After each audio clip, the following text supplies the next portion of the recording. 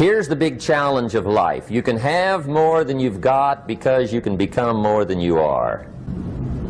That's the challenge. And of course the other side of the coin reads, unless you change how you are, you'll always have what you got. I have found in my experience that income does not far exceed personal development. Now sometimes income takes a lucky jump, but sure enough, unless you grow out where it is, it'll usually come back where you are. Life has strange ways. If somebody hands you $1 million, best you become a millionaire quickly, so you get to keep the money. Otherwise, sure enough, it'll disappear. Somebody once said, if you took all the money in the world, divided it up equally among everybody, it would soon all be back in the same pockets. Incredible. Success is something you attract, not something you pursue. Success is looking for a good place to stay. So instead of going after it, you work on yourself. Personal development. See, the major question to ask on the job is not what are you getting. The major question to ask on the job is what are you becoming? See, the big question is not what am I getting paid here. The big question is what am I becoming here? Because true happiness is not contained in what you get. Happiness is contained in what you become. So that's our major subject for tonight, personal development. Of all the assignments Mr. Schoaf gave me at age 25, this was probably the most difficult. In fact, I'm still working on this one. I think it's an unending challenge to see what you can become. Life is known as the big if. Harry Truman once said, life is iffy. How true. And here's the big if we're going to consider it tonight. It's possible to do much better at the marketplace if you go to work primarily on yourself. And that's the theme of our seminar tonight. Learning to work primarily on yourself. People have asked me for the last 24 years, how do you develop an above average income? And the answer is, become an above average person. Develop an above average handshake. Some people want to be successful, they don't even work on their handshake. As easy as that would be to start on. They let it slide, they don't understand. Develop an above average smile. Develop an above average excitement. Develop an above average interest in other people. Develop an above average intensity to win. See, that'll change everything. Probably one of the most frustrating experiences in life is looking for an above average job with above average pay without becoming an above average person. It's called frustration. And Mr. Schoaf gave me probably the greatest clue he gave me when I first met him. He said, Jim, if you want to be wealthy and happy the rest of your life, just learn this lesson well. He said, learn to work harder on yourself than you do on your job. Then Mr. Schoaf gave me probably one of the most important clues among so many things he taught me, but this was in those early days. Mr. Schoaf was very kind, but he was also very abrupt, and he had these interesting questions to ask. I'm giving him a little rundown one day on how things hadn't worked out for me. He said, Mr. Rohn, I've got the answer for you if you will listen carefully. And listen carefully I did that day and for the next 5 years. If somebody's wealthy and happy, you gotta listen. He said, Jim, I've only known you a short time, but he said, it's already my honest opinion that for things to change for you, you've got to change. That wasn't quite the answer I was looking for. But that's the answer he gave me, and I pass it along to you on this warm summer evening in Anaheim, California, 1981. For things to change for you, you've got to change. Otherwise, it isn't going to change. Before I met Mr. Schoaf, I used to say, I sure hope things will change. Right? That seemed to be my only hope. If it isn't going to change, I'm in serious trouble. And then I discovered it isn't going to change, so I'm in serious trouble.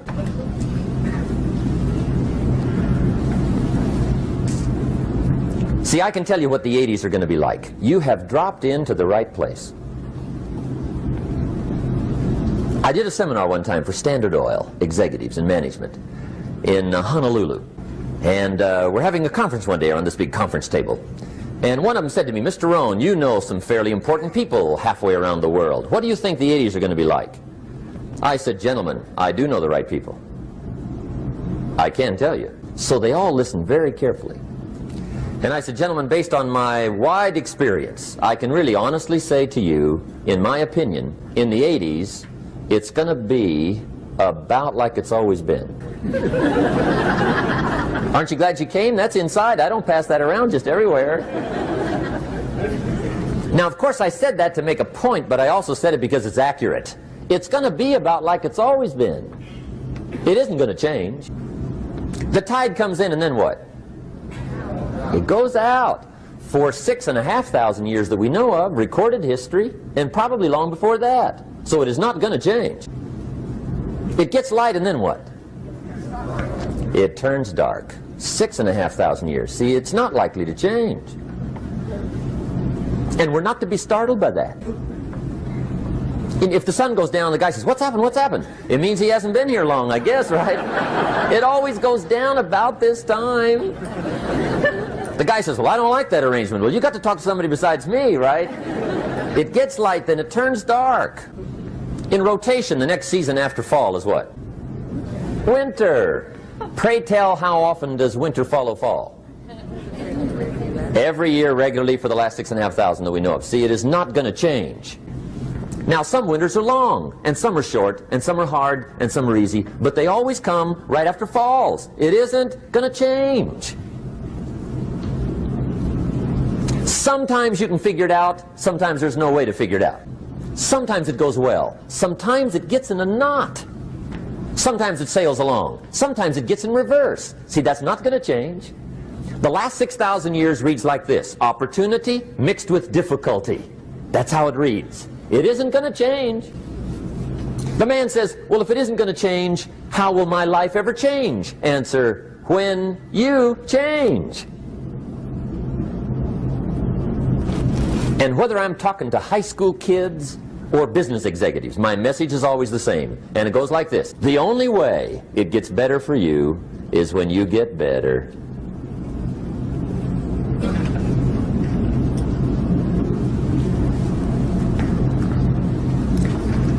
Let me give you the 4 major lessons in life to learn. Here's 4 majors. It's good to study the majors. In our weekend seminar we teach. Some people don't do well because they major in minor things. You've got to be on the lookout. At the end of every week, end of every month, you've got to check, make sure you're not spending major time on minor things. Okay, we go through that whole series. Majors and minors. Now, let me give you 2 phrases before we get to the 4 majors. This will set it up and you'll see where I'm going. 2 key phrases for your notes. Here's the first one. Life and business is like the changing seasons. That's the first phrase. Life and business is like the changing seasons. One of the best ways to describe life, it's like the season. Frank Sinatra sings, "Life is like the seasons." Now here's the second phrase, very important. You cannot change the seasons, but you can change yourself. You can't change the seasons, but you can change yourself. And see, that's how life gets better for you, not by chance, but by change. Now here's the 4 major lessons in life to learn. I've got my first book finished, came out a couple of weeks ago. This is in it, the 4 major lessons in life to learn. Here they are. Number 1, learn how to handle the winters. That's lesson 1. They come right after falls, with regularity. Some are long, and some are short, and some are hard, and some are easy, but they keep coming. You must learn to handle the nights. They come right after days. You must learn to handle difficulty. It comes right after opportunity. You must learn to handle recessions. They always follow progressions. For the last 6,000. See, it isn't going to change. The lesson you must learn is how to handle it. And there's all kinds of winters, right? The winter when you can't figure it out. The winter when it all goes smash. The winter when it turns belly up. The winter when it won't work, when you've run out of money and you've got a broken heart. See, those are winter times.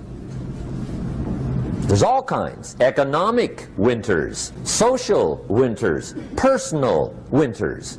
When your heart is smashed in 1,000 pieces and the nights are unusually long, your prayers seem to go no higher than your head.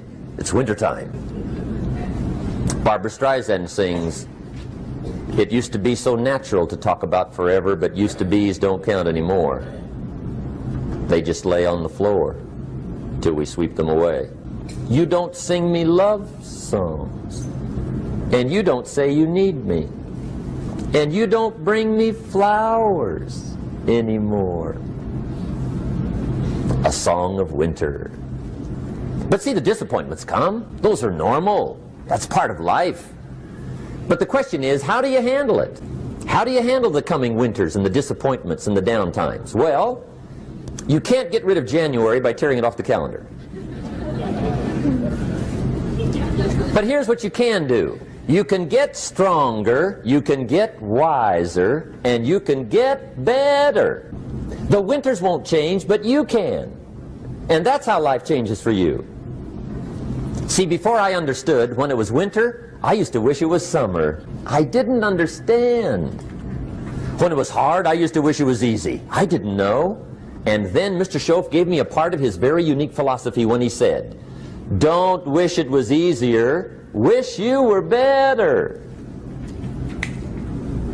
See, that triggered my whole life change.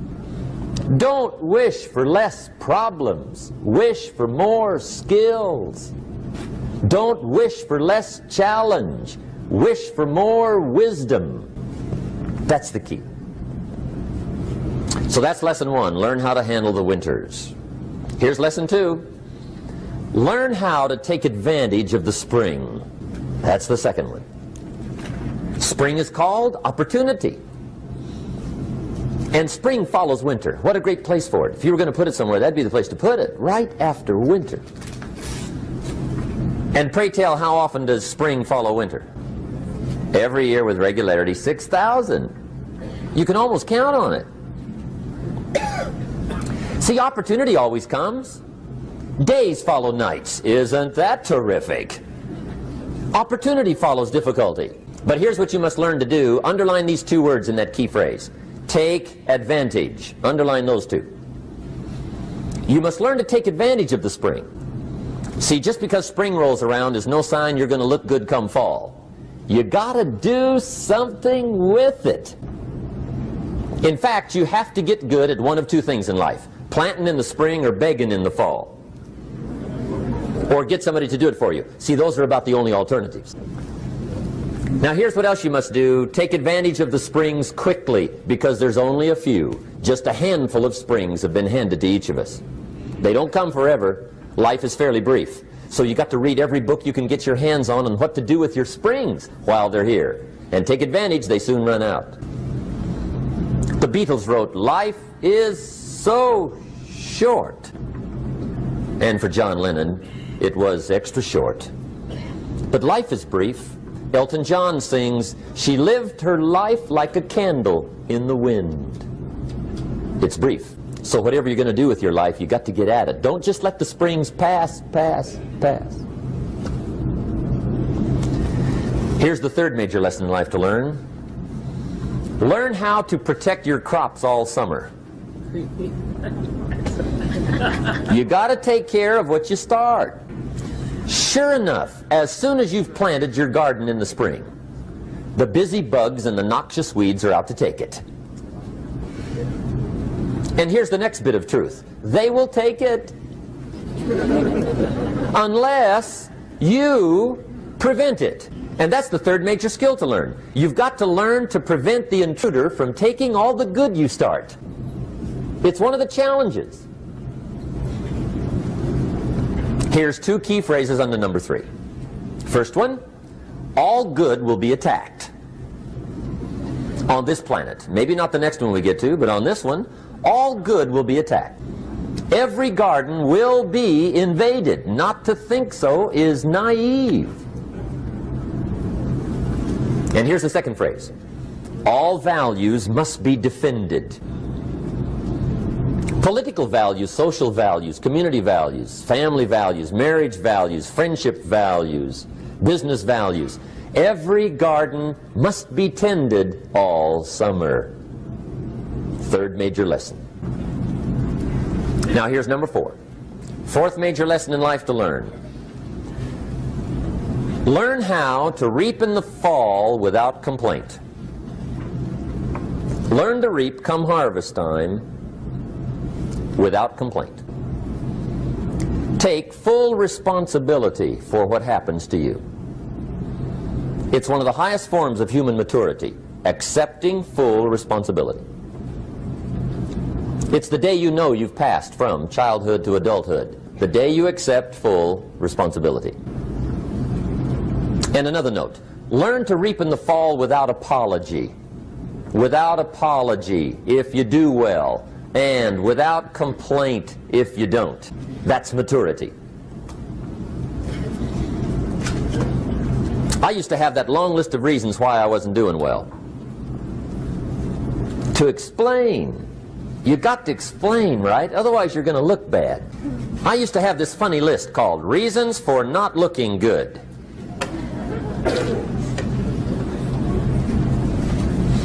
I used to blame the government. I mean, you can believe that or not. It was at the top of my list. I had a lecture second to none. The government. That was on my list. I used to blame taxes. Look what you got left after they take everything. And they expect you to do well. That was on my list there. Prices, that one's easy, right? You walk into the supermarket with $20, come out with a little half bag. So I had that on my list. I used to blame the weather. I blamed the traffic. I used to blame my car. I blamed the manufacturers. I used to blame the company. I blamed company policy. I used to blame the training program.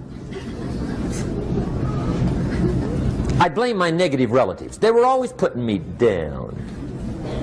I blame my cynical neighbors. They're just selfish, looking out for themselves. Won't loan you money? They were on my list.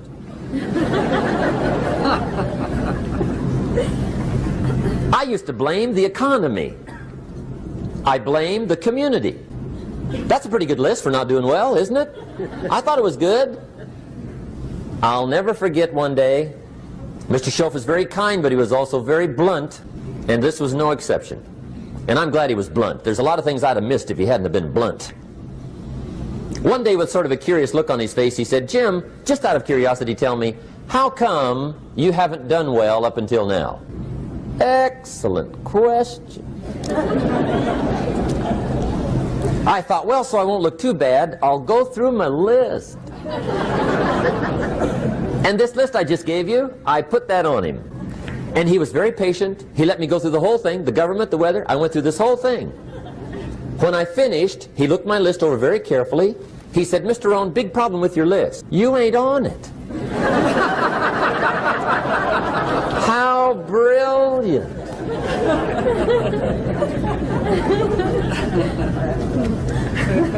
When I went to work for him a few months later, I learned very quickly to tear up my list, reasons for not doing well, and I threw it away. And I got me a fresh piece of paper. And I put one word on it. Me. There's a Black Heritage spiritual that says, "It's not my mother nor my father, nor my brother nor my sister, but it's me, O Lord, standing in the need of prayer." See, I used to blame everything outside. And then let me give you a little philosophy that helped turn my life around. For your notes, here it is. It's not what happens that determines the quality or the quantity of your life. It's not what happens. And the reason is because what happens to about everybody. No different. The sun went down on all of us last night. A common event, a happening. And I found out that the same things can happen to two different people. One gets rich and one stays poor. Why is that? It's because it's not what happens, but rather it's what you do that changes everything. So that's a key phrase. It's not what happens, it's what you do.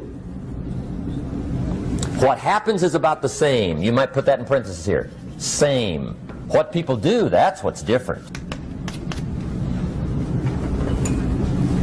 Anything can happen, right? Everything can happen. I've heard all the stories. I've been one of the stories.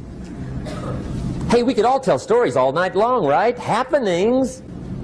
Anything can happen. Have you heard of Murphy's Laws? Anybody here heard of Murphy's Laws? Okay, most of you have.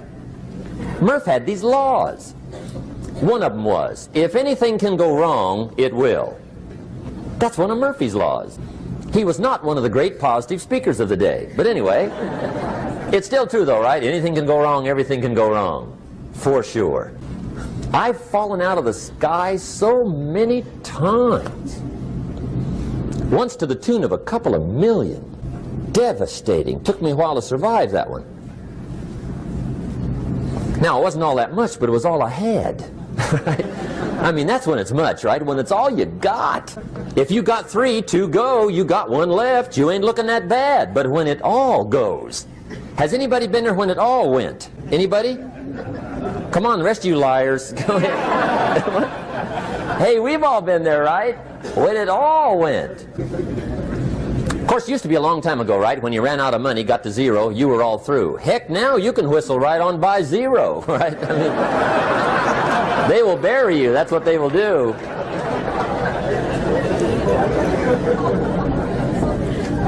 But see, those are the happenings, right? Everything can happen. Anything can happen.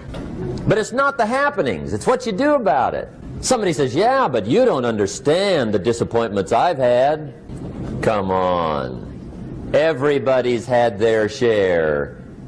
Disappointments are not special gifts reserved for the poor. Everybody has them. The difference is what you do about them. It's not the weather. I used to blame the weather, and I discovered it rains on the rich. So see, that won't help. 2 men wake up one morning, there's a rainstorm on. One of them looks out his window, sees the rainstorm, and he says, wow, what a storm. With weather like this, they can't expect you to go out and make sales. He stays home. Same morning, the other guy looks out his window, sees the same storm, says, wow, what a storm. But he says, you know what, with weather like this, what a great day to go out and make sales. Most everybody will probably be home, especially the salesman.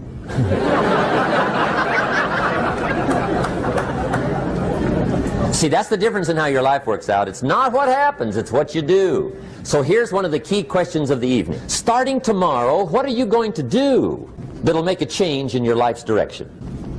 Good question. What are you going to do starting tomorrow that'll make a difference?